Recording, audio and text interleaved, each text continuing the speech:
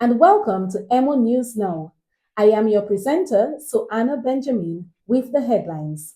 Shooting in Roseau leaves one man dead and two more hospitalized.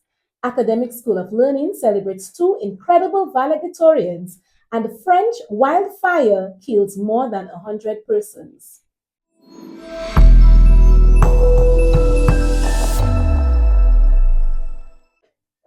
Here are the details.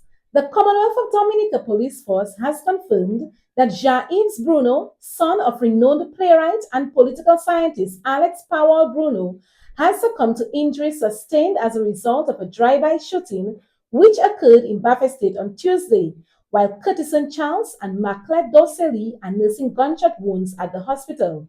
Investigations into the incident are ongoing. Let's hear from Alex as he remembers his son.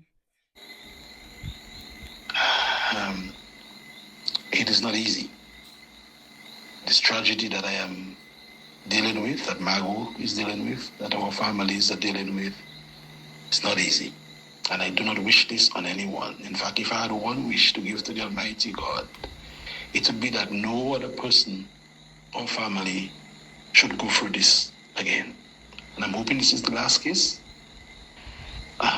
of this kind in Dominica, because the pain is so terrible. I mean, I could not imagine pain could be so painful. I ask my friends to bear with me and understand that I cannot respond to all the calls that I've been getting and the messages. It is just too much. It's overwhelming. But I accept and I understand that you're going to want to reach out at a time like this. The only thing Emo I can compare with Hurricane Erica or Tropical Storm Erica. When this struck Dominica, I was appointed to coordinate relief efforts in the diaspora. And I was as overwhelmed then as I'm overwhelmed now. It's like the entire Category 5 disaster, storm, hurricane has landed on my doorsteps. And the devastation that it has caused is just too much to explain. Jaive, some people pronounce it Jaives as it is spelled because he has a French first name and his middle name is Alex Bruno. So he carries my name and he's an amazing kid. Some people may say that people all say those things about their children, no matter what, but anybody who knows Jaive can tell you he is like a spirit. He is there, but he isn't there. He is so inconspicuous and quiet, troubles no one, but he would defend his family to the death if he has to. I have seen him done it. I have seen him stood up and put people in their places. So he was very heavily involved in sports when he was younger, still quite a sports person, very fit and strong.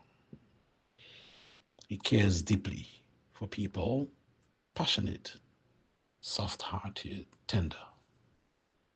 He is a parent's dream. I mean, everything about Jive is great and positive. Again, I'm not glorifying him, but I'm just telling you the truth about my son. And Margot will tell you the same about him as well.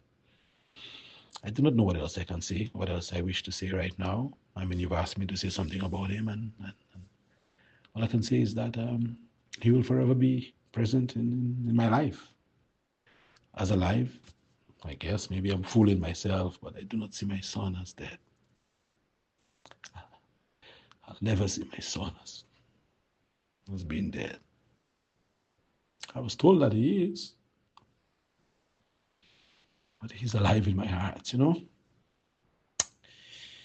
Yeah, he's alive in my heart. Yeah, Shaiv is a great guy. He didn't have to suffer what he suffered. He didn't have to. EMONEWS extends heartfelt condolences to his family and friends. In other news, AcademiX School of Learning in Portsmouth has celebrated 46 new graduates on July 4, 2025, 10 of whom completed its new international certificate in culinary arts. The institution, offering both CSEC and CAPE as exit exams, had students sitting both. CSEC valedictorian Kennedy Barron completed 14 CSEC subjects and 5 CAPE subjects. A regional role model, she spearheaded a 2020 initiative to donate computers to underprivileged students. She was also actively involved in the robotics club and represented her country and school. She said, As I pondered on this theme, I asked myself a few questions. How do we unlock the future? Is it okay to set boundaries? And if it is okay, why go beyond these boundaries? Limits. What are limits? The word feels so restrictive, almost like school rules about skirt lengths and cell phone use.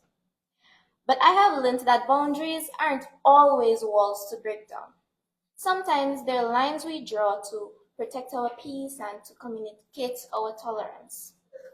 But going beyond boundaries, that's where growth happens. That's where we discover what we're made of when we stretch, when we reach, when we are made to feel uncomfortable and dare to step outside what's familiar. Then there are limits.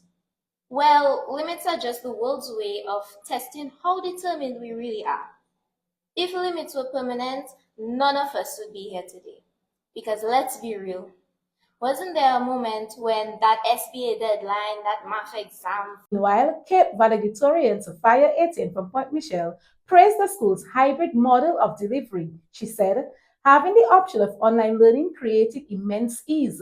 Choosing days on site helped manage travel and workload.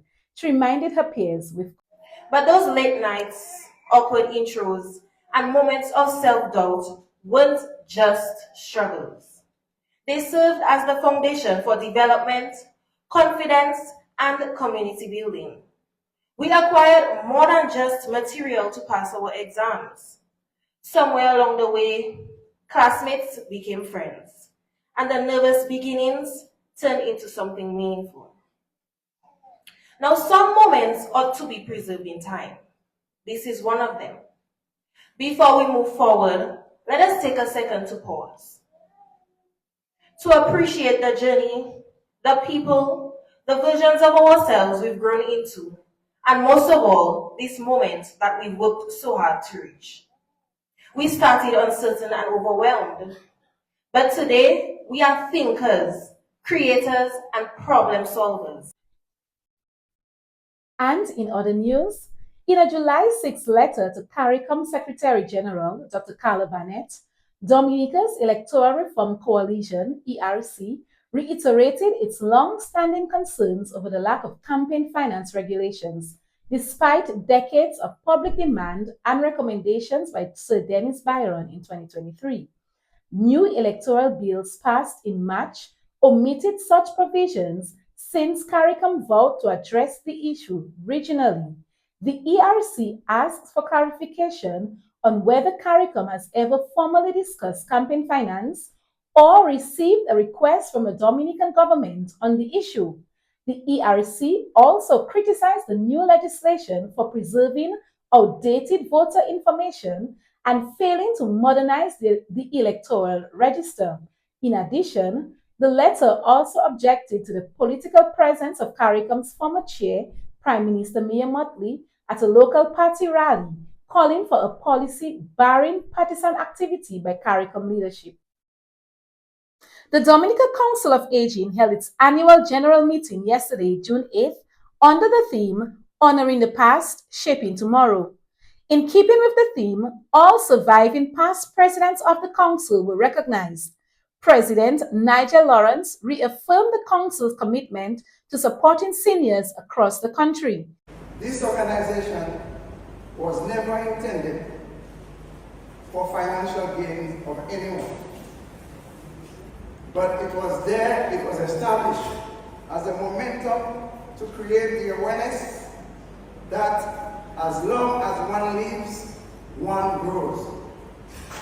As long as one grows, one indefinitely contributes to society. Therefore, no one should be allowed to drift into oblivion.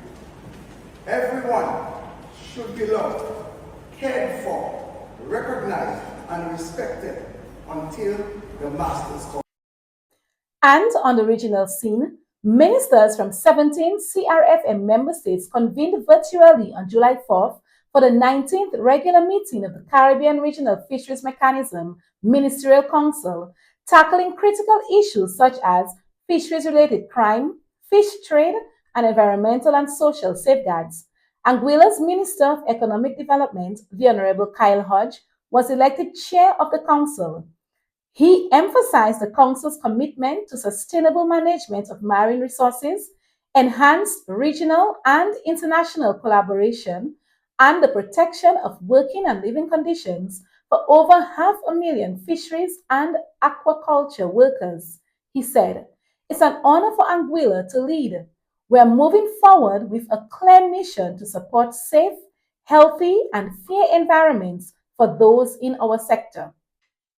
And in Grenada, the Grenada Tourism Authority, GTA, has launched its latest summer initiative, Spice Isle Summer Pure Deals, Pure Vibes, running from July 1st to September 30th.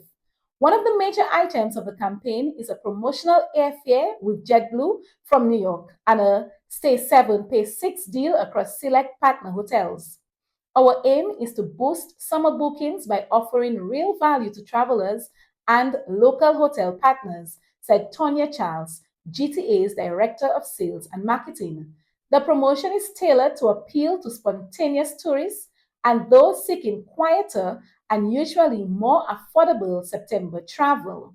Internationally, French firefighters are continuing to battle a wildfire that reached the outer edge of Marseille and has left more than 100 people injured. The city's mayor, Benoit Payan, told local media on Wednesday that the blaze was decreasing but was still not completely under control. Restrictions which were imposed yesterday in the outskirts of Marseille have been lifted, a significant decline in the spread of the fire, the mayor wrote on Twitter. According to the Interior Ministry, 110 people have been slightly injured, including 9 firefighters and 22 police officers. At least 400 have been evacuated. Local authorities said the blaze was sparked by a car that caught fire on the motorway.